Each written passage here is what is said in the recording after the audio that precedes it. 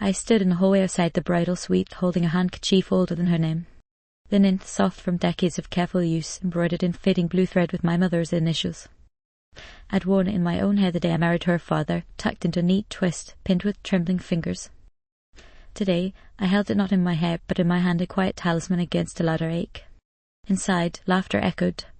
High-pitched, breathless, the sound of youth unburdened. My daughter, my maid, stood surrounded by her bridesmaids, all blush satin and champagne flutes, their voices bouncing off mirrored walls and flower-strewn counters. The photographer snapped candids in a steady rhythm, and no one noticed me there. The door creaked when I stepped in, and for a moment, just a flicker, May looked at me. Her eyes widened the tiniest bit, then softened with something unreadable. "You look nice," she said. "Not beautiful. Not elegant. Just nice." Her voice had that light, brittle tone people use when they hope the moment will pass quickly. She stepped closer, lowering her voice to a whisper. "Can you not tell anyone you're my mom? It's just people don't really know about my background." Her background. The words stung like vinegar on a wound. As if I were a secret shame tucked into a drawer she only opened when she needed something fixed, signed or paid for. I blinked once. Slowly. My breath stilled. I had spent weeks hand-sewing the dress I wore, pale blue silk with silver thread along the sleeves. Every stitch was a silent offering. She hadn't asked me to make it. She hadn't asked me to come early or help with flowers or seating charts. But I'd come anyway. I always came. Now I stood there in that quiet little corner of her joy, asked not to exist. I swallowed. "Of course, sweetie, whatever makes your day perfect." Perfect. A word we used to say together while browning cookies in our old kitchen. A word I whispered when I kissed her bruised knees or packed her lunch or stood in the back row of her high school play because I didn't want to take up space. Back row, that's where they seated me this time too. Not family. Not guest of honour. Just an extra. The programme listed her father and stepmother. Her new in-laws. Names bolded in print. Mine was nowhere. I didn't get a corsage. Didn't join the bridal procession. I sat next to a woman who asked if I was from the groom's side. I smiled and said no. During the vows, I memorized her face, the curve of her lip as she laughed, the way she clutched her bouquet a little too tightly. I clapped when everyone clapped, and I made sure not to be the first or the last to rise. I had mastered invisibility. At the reception, no one offered me a dance. I got my own slice of cake, too sweet, but neat, and ate it alone at a corner table near the restroom doors. No one came to sit beside me. I saw her across the room, laughing, arms wrapped around her new mother-in-law, who had been introduced with teary pride as the woman who raised me like her own. I watched May nod and smile and say thank you like they were truth. For 1 second, and just one, her eyes found mine. She didn't smile. She didn't look away either. There was only a pause, a breath between acknowledgements. And then she turned back. My fingers tightened around the linen square. My hand ached. My chest stayed still. In the silence of that moment, something old inside me shifted, not pain exactly, but the quiet knowing that a page had turned without me. I didn't cause a scene. I didn't leave early. I stayed. I hugged no one goodbye. I waited until the last chair was stacked, until the last light was dimmed, and then I slipped out into the cool night air. Back in the hotel, I undressed slowly. Laid the handkerchief on the pillow beside me like a fragile companion. I didn't cry. I didn't scream. I simply lay there in a dress I had sewn with hands that remembered every one of her childhood birthdays at the ones where she'd asked me to be the first one she saw when she blew out the candles. I thought that was the end of it. I thought silence would be my inheritance. But then the photographs arrived. Weeks later, shared online in a digital album her cousin had tagged me in. I clicked through quickly, expecting nothing, or perhaps expecting to be erased altogether. And there it was. A candid. Taken when I was looking, when I thought no one had seen me at all. Me in profile, holding the old handkerchief to my heart. My dress catching the late sunlight. My face not stiff or sad, but soft, watching her, smiling. She stood in the background of the shot, eyes caught mid-turn towards someone else, laughter spilling from her mouth. She hadn't noticed me there, but the camera had. It saw what no one had named, a mother loving in silence. The comments began to roll in. Who is that woman? So much feeling in her expression. Another reply, I think that's the bride's mom. And just like that, I existed again. Not through her words, but through the truth the lens had captured. A truth too full to be edited out. I printed that photo, framed it, not for her, for me. On the back I wrote, "She may forget, I won't." Because sometimes love doesn't need to be named to be real. And sometimes the world sees what people try to hide. It began, as these things often do, not with a fight, not with a raised voice or a slammed door, but with a small, quiet shift. Something so gentle it almost passed without notice. But I noticed. It was a Tuesday afternoon, cloudy with that kind of thin grey light that makes the whole house feel like it's holding its breath. I had driven in early, 2 weeks before the wedding, to help however I could. That's what May had said over the phone, her voice airy with excitement tinged with something else I didn't quite place at the time. "I just want everything to go smoothly," she had told me. "Having you here will be a huge comfort." Comfort. Not partner. Not needed. But I packed anyway. I always pack when asked. That afternoon I was folding hand towels in the guest room, in the small one with the sloped ceiling and the window that looked out over the neighbour's garden. I liked it. It was quiet. Familiar. A place set aside, if not quite prepared. I had just finished stacking the towels when I heard them in the hall, with May and Chelsea, her best friend from college. They didn't know I was in the room. Their voices were soft but clear. "She's staying through the wedding?" Chelsea asked. "For now," May replied. "Just until we sort out the last-minute stuff." "Well," a pause. "That's sweet of you." May laughed, that breathy kind she does when she's pretending not to be uncomfortable. "Yeah, I mean, it's easier than explaining." Explaining. Chelsea didn't say anything right away, and I imagined her tilting her head the way she used to when May brought her home for sleepovers in junior high. Back then they'd always wanted snacks and privacy. Now it seemed just privacy. The footsteps faded, but the words stayed behind, explaining. I sat down on the edge of the bed, my hands still resting on the last folded towel. I smoothed the corners twice, then again, as if I could press the noise from my ears. Later that evening, over dinner Chinese takeout, carton spread across the counter, I tried to offer something. A memory. A piece of advice. A bit of myself. "You know," I said, lifting a pair of chopsticks with hands that still ached in the morning, "when I married your father, we couldn't afford catering. I made little finger sandwiches myself. And your grandmother did the punch bowl with the ice ring." "Mom." May's voice wasn't sharp, just firm. "It's not going to be like that." She smiled after she said it. Not unkindly. But the message was clear. We are not that kind of family anymore. And neither, apparently, was I. I nodded. "Of course, just sharing." She didn't respond. She leaned in toward Chelsea and whispered something that made them both laugh, nothing cruel, I'm sure, just private. The way young people laugh when the past feels like a foreign film they stopped watching halfway through. I cleared the table quietly that night. No one asked me to. It just seemed like something to do.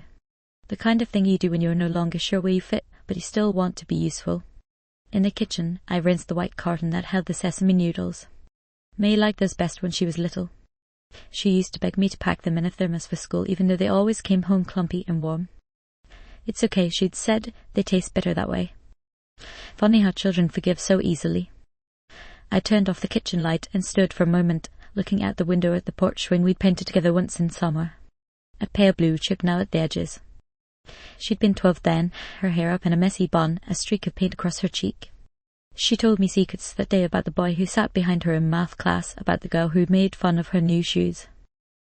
That version of her felt so close I could almost reach through the glass and call her back. But the girl was gone.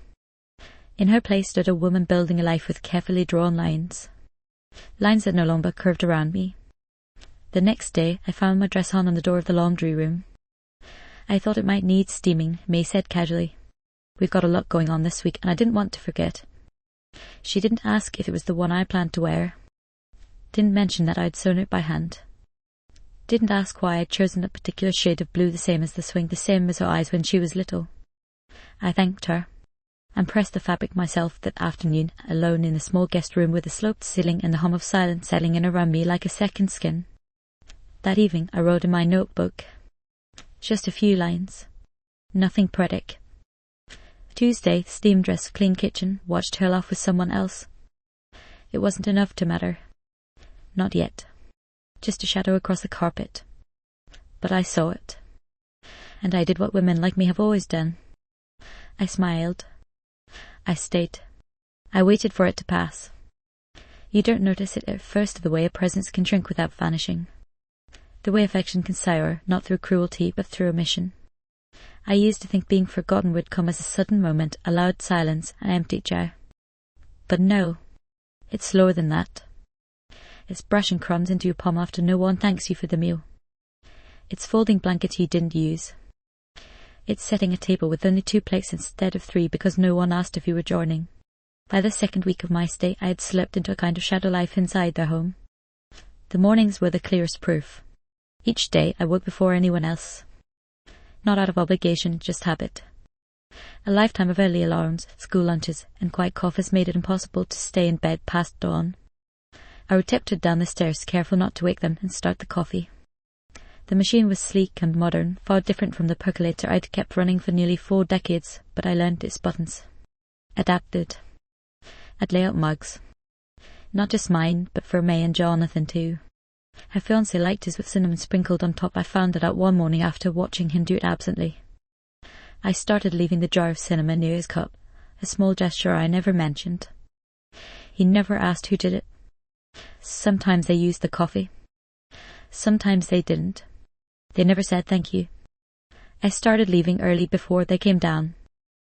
I told myself it was to give them space, but the truth was simpler. I didn't want to feel the air shift when they entered the room and notice me like one might notice a lamp left on.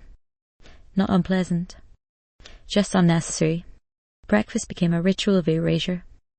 I'd cook something small for myself for oatmeal with honey, toast with peach jam, and eat it by the window where the light came in soft and golden.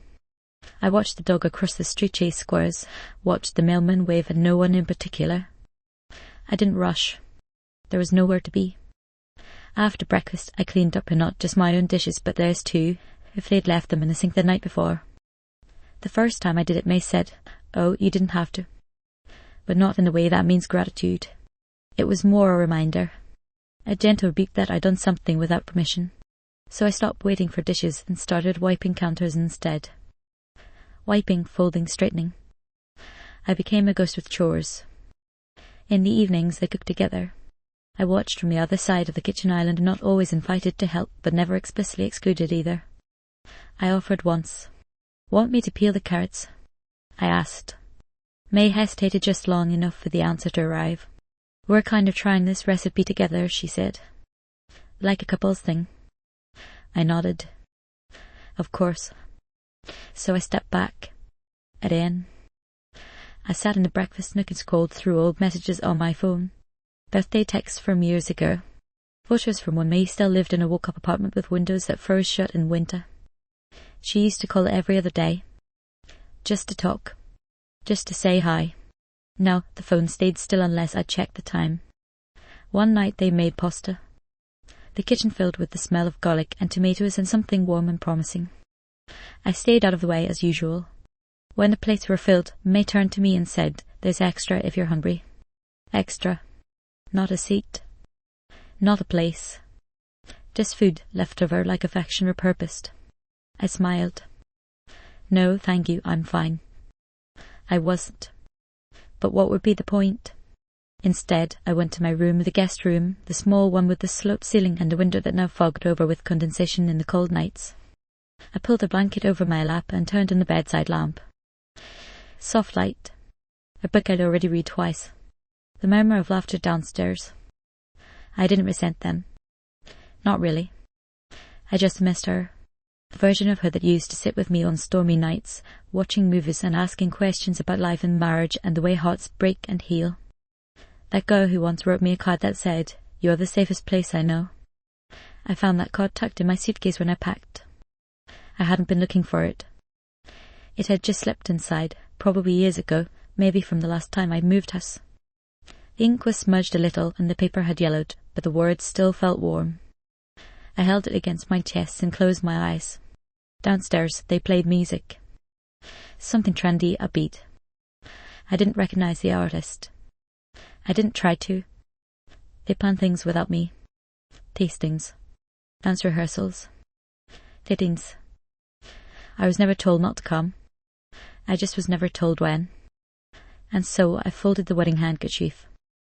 I smoothed the edges. I polished my shoes. I stayed ready. One afternoon a delivery came. Boxes and garment bags, all labelled in neat cursive. May and Chelsea opened them in the living room while I sat in the corner chair pretending to read. "Oh wow, this is perfect," Chelsea gasped. "Your mom's going to cry when she sees you in it." May didn't answer right away. "I mean," Chelsea tried again, "you are going to do a first look with her, right?" There was silence. Then a too light laugh. "We'll see how the day goes. It's going to be busy." Busy. That word again. The same word they use when they forget to call. When visits become shorter. When birthdays come with cards but not hugs. The boxes were opened. The dresses admired. The moment passed. I returned to my room and shut the door gently. That night I wrote in my notebook again. Thursday, pasta, no place at the table, music downstairs, laughter, quiet upstairs. The pen hovered over the page. Invisible? No. Present. And still unseen. There's a photograph on my nightstand, not the one from the wedding. Not yet. This one is older. Curled at the edges, soft with time. It's May, standing on the front steps of our old house, wearing a thrift store dress and my high heels. She was 13. The dress was far too big and the shoes made her wobble, but she posed like she was royalty. She'd just come down from her room that day, cheeks flushed, eyes sparkling with mischief. "I'm going to prom one day," she announced, hands on her hips, "and you're going to help me look amazing." "I already think you do," I told her, reaching for the camera. She grinned and struck a pose. "You have to do my makeup. No one else gets me like you do." That's what she said, "No one else gets me like you do." I remember the way the sun hit her hair just then, catching the copper threads that only appeared in summer. I remember thinking, I hope I always stay this close to her. I hope nothing ever changes. That night she asked if I'd teach her how to use mascara. We sat at the kitchen table, the one I refinished myself, with the magnifying mirror propped up on a stack of cookbooks. I guided her a trembling hand as she swiped the wand, both of us giggling when it clumped. She smeared it once, and I leaned in with the tissue, dabbing gently. "You have steady hands," she said. "They've been through a lot," I replied. She studied them for a long moment, those hands that had braided her hair for recitals, patched her jeans, lifted her when she cried, and clapped the loudest at every school assembly. "I want hands like yours," she said. I didn't know what to say. So I squeezed her wrist and smiled. "You will." Years later, the night she was accepted into college, she called me before anyone else. "Mom," she said, her voice trembling. I got in. I remember sitting on the edge of my bed, the silence around me thick as honey. "Of course you did, baby. You've always been meant for more." I didn't think I'd get the scholarship. "You earned it," I told her. "Every late night, every page, every time you doubted yourself and kept going." She sniffled into the phone. "I couldn't have done it without you." And then, as if she needed me to hear it plainly, she added, "You're the reason I believe in myself." That moment lies in a quiet part of me now. A place untouched by dust or doubt. There was a time not so long ago, really, when I was her compass. Her anchor. The one person she called when the world tilted. She used to say, "I don't have to explain things to you, Mom, you just know." And I did. I knew when she was hiding a bad grade by the way she hummed too much. I knew when she had her first heartbreak because she asked to sleep in my bed just one more night. I knew when she started loving Jonathan, and not because she said it, but because she suddenly began cooking on Sundays, humming the same melody he'd once played on her porch. I knew her like I knew the rhythm of our old washing machine or the sound of her keys hitting the entry table. And now I don't know if she even notices when I leave the room. A few nights ago I sat on the porch of the house, the one she shares with Jonathan, a modern and beige and full of smooth surfaces. I rocked slowly, the same motion I'd used to soothe her colic when she was just weeks old. The evening was quiet, save for the soft murmur of music from inside. The light from the kitchen spilled onto the lawn, golden and warm. I saw them dancing, not ballroom, not choreographed. Just swaying, arms around each other the way people do when they think no one's watching. And for a moment I was filled with something that felt like joy and sorrow twisted together, proud of the life she was building, and aching at how little room there seemed to be for me in it. I remembered another dance. The father-daughter dance at her senior prom. Her date had shown up late, awkward and nervous. She came downstairs in the dress we'd altered together. She wanted it floor length, but modest. She asked me to do her hair, and I spent nearly an hour curling each strand, pinning the sides just so. The boy never showed up for the pre-dance dinner. Something about a flat tire. She was trying to hide her disappointment when she stepped outside. So I offered my arm. "Dance with me first," I said. We danced right there, under the porch light, her heels kicking softly against the wood, my sock feet sliding slightly on the boards. No music. Just crickets and the hum of the neighbourhood settling in for the night. She rested her head on my shoulder. "I love you more than anything," she whispered. "Always." That memory doesn't hurt. Not exactly. It's just distant now, like a favourite song played too faintly to sing along to. And now I watch her from across rooms, across timelines, across silences too long to cross. Last week I stood at the base of the staircase, dress pressed, hair pinned, ready for the final dress fitting. I heard them upstairs, May, Jonathan, Chelsea laughing, debating shoes and hairstyles and lighting. I waited 5 minutes, then 10. Then I turned and walked back to my room.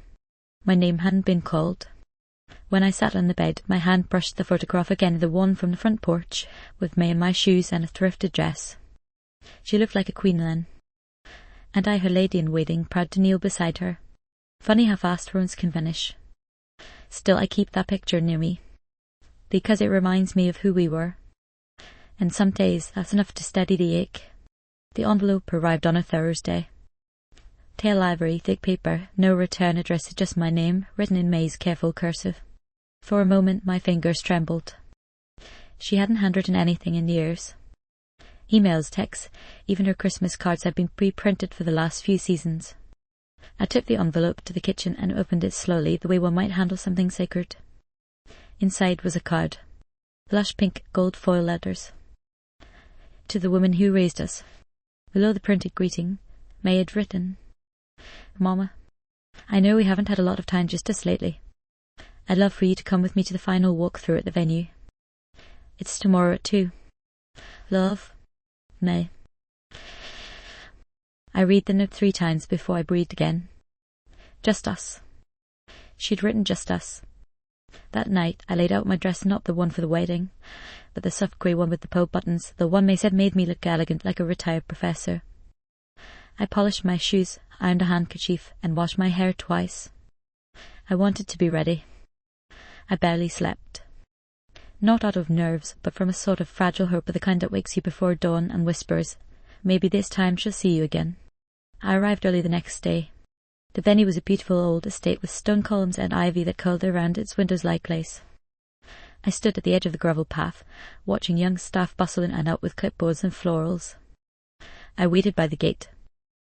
2 o'clock came and went. At 2:07 a car pulled up. It was May's. It was Jonathan's mother, Carla, tall, polished, with lipstick that never smudged. She smiled politely when she saw me, though I noticed the small flicker of surprise in her eyes. "Oh," she said, stepping out. "You're here too?" I blinked. May asked me to meet her. "She asked me as well," Carla replied, "though I thought it was just going to be us." We stood in awkward silence as the coordinator waved us both inside. May arrived 5 minutes later, breathless and flushed. "Oh, you both came," she said. She didn't look at me directly. She kissed Carla on the cheek. "I thought I mentioned it to be the 2 of you." "No," I said softly. "The card said..." But I didn't finish the sentence. She was already walking ahead. Inside, the coordinator walked us through the garden ceremony layout, the seating plan, the lighting cues. Carla offered suggestions, move this here, angle the chairs there, and May nodded, engaging, laughing, leaning into her mother-in-law like they were planning a royal gala. I followed at a distance. At one point, the coordinator asked who would be escorting May down the aisle. She hesitated. "My father, of course." "Of course," I echoed. My voice was even. Too even. She didn't look at me. Later, in the reception hall, the coordinator mentioned the parents' dances. May spoke quickly. "My father and I are dancing to Unforgettable. Carla and Jonathan are doing the second one." The coordinator smiled. "And your mother?" "Oh," May said, her mouth tightening. "She prefers to observe." I hadn't said that. I hadn't said anything. But I nodded. Because nodding was easier than remembering I had practiced swaying in my kitchen 2 weeks earlier, imagining how it would feel to hold her again, even just for 3 minutes. When the walkthrough ended, May turned to Carla. "Want to grab coffee? There's a place nearby." I stood beside them, waiting. May glanced at me. "You probably have things to do, right, Mum?" I opened my mouth to answer, then closed it. She didn't wait. They walked away together, arms linked. And I stood in the grand hallway alone, hands folded, still holding the now pointless invitation. I drove home the long way. Through streets I used to take when May was a child, to school, to piano, to sleepovers and Girl Scouts. I passed the bakery where we bought birthday cupcakes. The library where she first learned to read. I don't remember crying. I don't think I did. I just sat in the car when I got home. Sat until the sun dipped low and the house cast long shadows on itself. The next morning I tucked the invitation into a drawer. Not out of anger. Not even sadness. Just to stop myself from seeing it again. Hope, I've learned, isn't loud. It doesn't crash or burn. It fades like morning fog, and not because it wants to disappear, but because it was never made to stay in full light. And mine, that day, faded quietly. I couldn't sleep the night before the wedding. Not from nerves no one had given me a part to be nervous about, but from something heavier. A quiet hum in the chest, like a machine that's been left running too long. I lay in the guest bed, the one with the sloped ceiling and the hum of distant pipes, staring at the shadowed corner where the wall met the floor. It had been 3 weeks since I arrived. In that time, I'd learned the schedule of a house I didn't belong to. The softness of their footsteps, the memory of late-night conversations I wasn't part of. I knew when the mail came, when the dog barked next door, and which drawer held the decaf tea no one drank but me. That's what grief looks like, I think, learning the details of a life that's moved on without you. I watched the clock tick past midnight. Then 1. Then 2. At 2:14 a.m. I got up and made tea. The kitchen was dim, the nightlight casting a faint blue glow on the countertop. I stood barefoot on the cold tile, holding the mug in both hands. Not drinking. Just holding. For warmth. For company. I thought of the handkerchief I'd packed. The one I wore the day I married her father. Ivory lace, edges frayed from years of careful folding. I'd brought it thinking May might want something borrowed, something with meaning. She never asked. I left it in my suitcase, wrapped in tissue. Back upstairs, I sat on the edge of the bed and opened my notebook. The one where I'd been writing little notes to myself, trying to tether each day to something real. Friday, walk through, invitation meant nothing. I smiled anyway. I didn't cry. Not then. Not later. Somewhere along the way, tears had stopped showing up. They'd gotten tired of arriving for the same story. Instead, I felt tempted. Like a pitcher that's been poured too many times and left on the table, bone dry and still expected to serve. The morning of the wedding was bright and cruel. The kind of day that insists on joy, regardless of who's left out of it. Sunlight filtered through the window, soft and golden, the same way it had the day May was born. I remember that morning. August. Humid. Her small cry, the curl of her fingers around mine. "I'll never let you feel alone," I'd whispered to her. I meant it. Now, 31 years later, I sat on a borrowed mattress, smoothing the skirt of a dress no one had asked to see. There was no knock on my door. No "Are you ready?" No offer to ride together. I found my own way to the venue. I followed the signs that said guests, this way. Not family. Just guests. They seated me in the back, 3rd row from the doors. Not with the groom's relatives, not with old friends. Just amongst strangers, their perfume sweet and too close. No one asked who I was. And I didn't volunteer. I watched the ceremony in stillness. Hands folded, shoulders straight, the way you do when you're trying not to disappear further. When May walked down the aisle, escorted by her father, something in me held its breath. She looked beautiful. I wish that could have been enough. The vows were sweet. The kiss polite. Applause followed, and I clapped with everyone else, not louder, not softer. Just enough. Afterward, people moved to the reception hall. I followed slowly, like a guest arriving at a party mid-conversation. The room glittered. Chandeliers. Strings of soft lights. Tables set with fine china and name cards written in calligraphy. I found my name pole, walked past for it on a card tucked at the edge of table 14. Not mother of the bride. Just Muriel, no toast. No mention. No corsage. Just a plate. A chair. A corner. At one point, me passed near my table. She didn't see me at first. She was laughing with Chelsea, her bouquet tilted at an angle. When she did notice me, our eyes met briefly. She smiled. The kind of smile you offer someone at a dentist's office. Polite. Pleading. I nodded. She turned back to the conversation. That was the last time we spoke that day. I didn't dance. I didn't take a photo. I didn't linger at the cake. I left before they sent off the couple, before the sparklers, before the last song. I walked out into the cool evening alone, my handkerchief folded neatly in my purse, untouched. Back at the house, I changed into my nightgown, washed my face, and sat in silence. No one texted. No one called to ask where I'd gone. I sat with the lamp on and my hands in my lap. I thought about all the nights I stayed up with her fevers. The lunches I packed. The nights I worked 2 jobs just to keep us afloat. I thought of every single birthday cake, the one with the sunflower frosting, the strawberry one with uneven layers, the year I tried fondant and failed, but she still called it magic. I had never wanted thanks, but I suppose I'd hoped for memory. And now, sitting in the house I'd cleaned, in a dress I'd sewn, and the day that should have meant something, I felt like a ghost with nowhere left to haunt. The worst part of grief isn't the pain.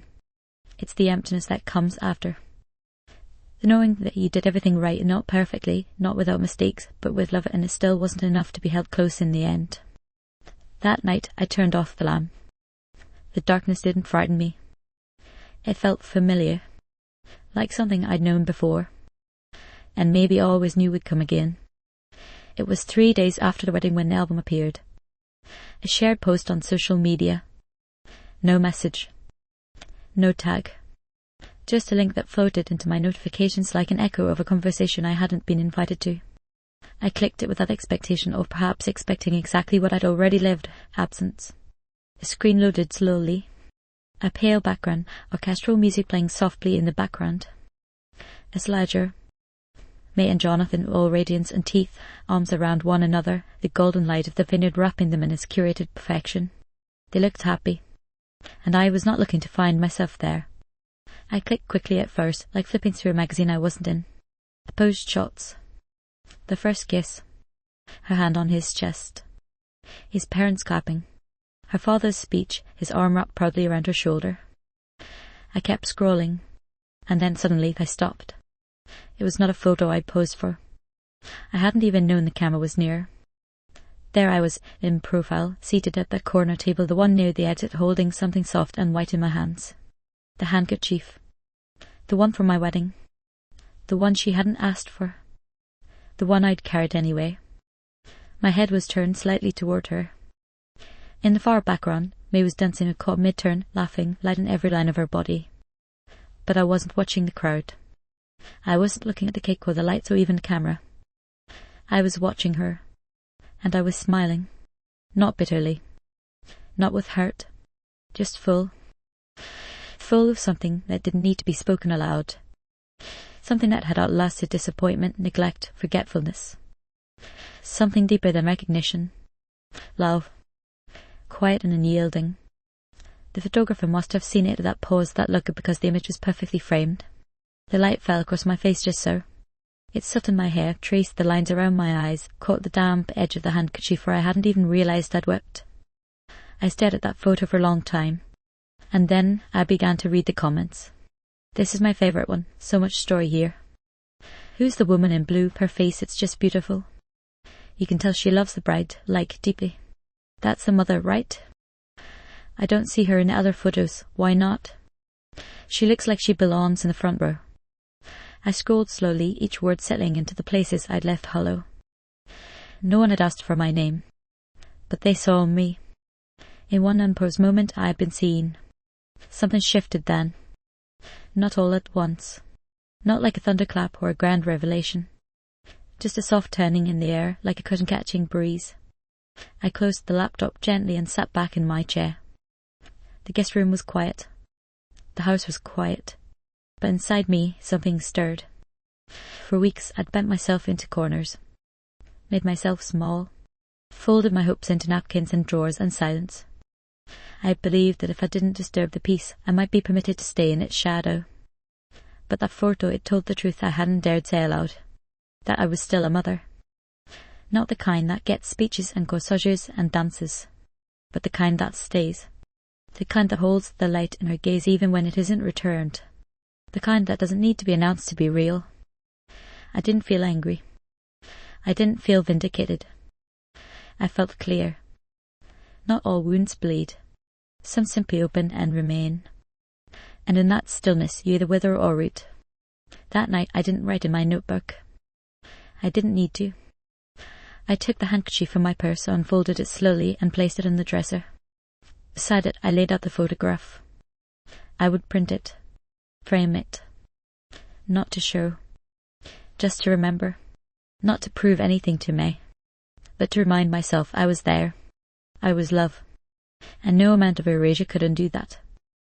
I printed the photograph the next morning. Not at a store, I didn't want anyone else to see it just yet, but on the old inkjet printer I brought from my house. It had sat in the guest room closet, wedged beside my shoes and a box of loose buttons I'd meant to sort. I found a sheet of glossy paper tucked in the back of the packet. One. Just one. I held the printed image in my hands for a long time before I trimmed the edges and slipped it into a simple frame I'd packed, almost without thinking, weeks before. A small silver one, not ornate, not loud. Just clean lines and a soft reflection. I placed the frame on the nightstand beside the bed. No fanfare. No announcement. But every time I looked at it I felt steadier. Not healed. Not better. But seen by something truer than words. That afternoon, while May and Jonathan were out running errands, returns and registry pickups, I assumed I opened my suitcase. The same one I had wheeled through their front door with cautious optimism 3 weeks and a lifetime ago. I folded my clothes slowly, smoothed each blouse, rolled each pair of socks. I didn't pack in sadness. I packed in stillness. When I reached the handkerchief, I paused. It was still soft, still faintly scented with lavender sachet. I pressed it between 2 cotton sweaters and zipped the case shut. Then I did something I hadn't done in years. I called a travel agent.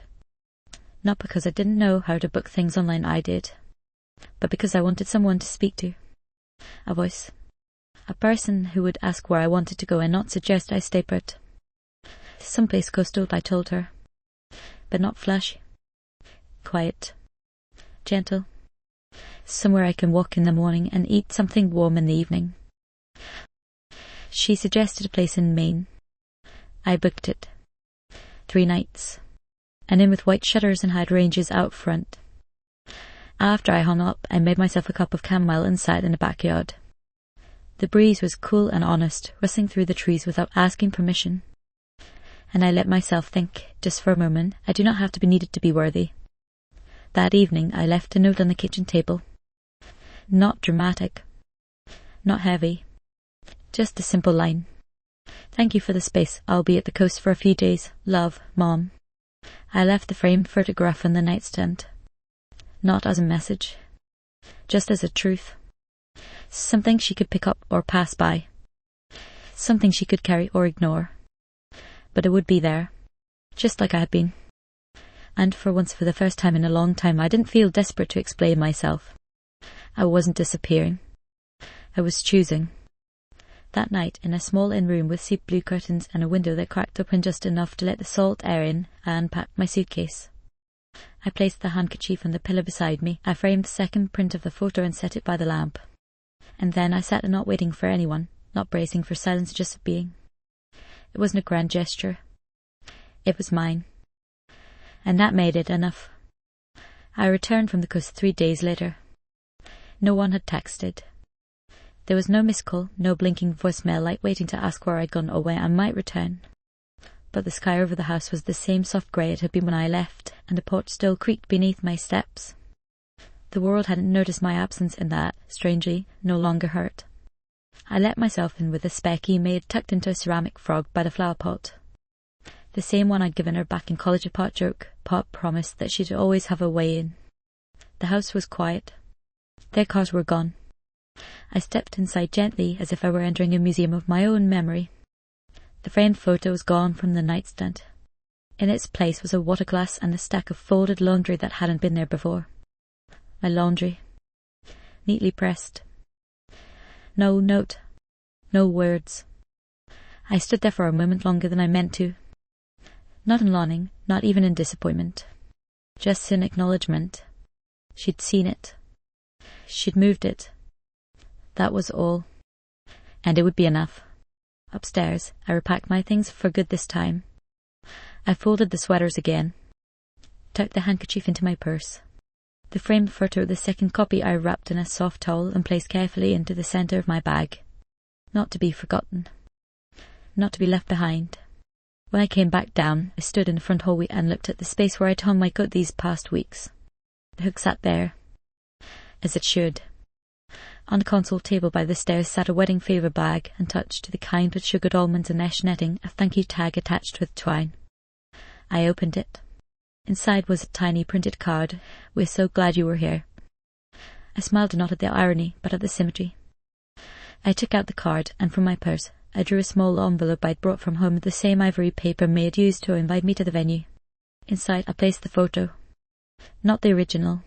A third copy.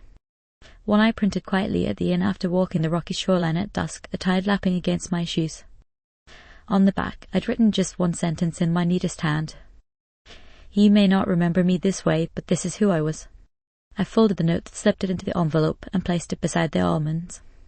Then, without a sound, I stepped out into the afternoon light. At the curb I didn't look back. There was nothing left behind me I hadn't already carried forward. No door slammed. No bags dropped. No declarations. Just me walking toward my car. And freedom, not the kind that comes from escape, but from the long, quiet work of letting go. Of understanding that love to matter must sometimes exist without audience, without reward. That being a mother, being me, had never depended on recognition. That photograph was proof. Not of pain, but of presence. And now, so was I. It's strange what stays with you. Not the speeches.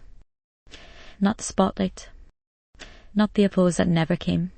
What stays is something quiet at the feel of your own hands folding a dress no one noticed. The hum of the kettle in a silent house. The look in your eyes caught in a photograph when you weren't even trying to be seen. It's been weeks now since I left. The photograph sits on my dresser at home beside a candle and a small vase of dried lavender. The colours have softened a little as photographs tend to do, but the light still lands just right on my face. And on hers. I don't look at it every day. I don't need to. It's not a monument. It's a memory, honest and whole. May hasn't called. But last week a small envelope arrived in my mailbox.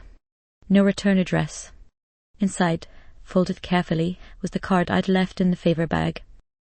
The photo was gone. She didn't write anything. Not a word. But the envelope had been opened and was sealed with tape. That, I've decided, is enough. Some silences are heavy. Others are full. I still make coffee in the mornings. The old percolator now, humming like a friend who remembers everything.